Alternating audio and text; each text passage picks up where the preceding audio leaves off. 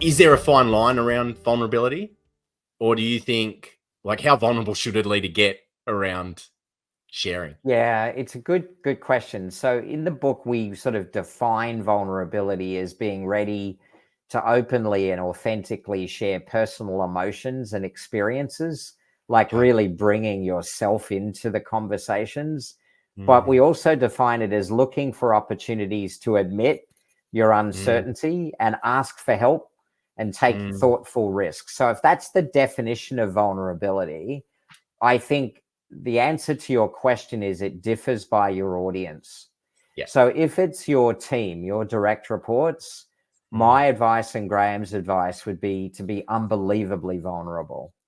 Really let them see into the real you.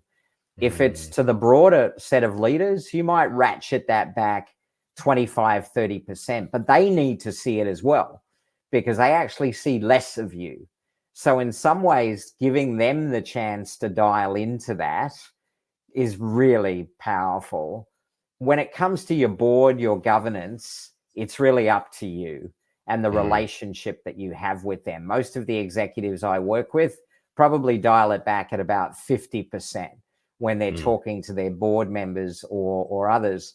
My personal belief when it comes to customers and stakeholders, though, is the more vulnerable you're prepared to be, the more trust, confidence, and relationship you will build. And my experience in working with customers and stakeholders, those are the foundations for long-term relationships.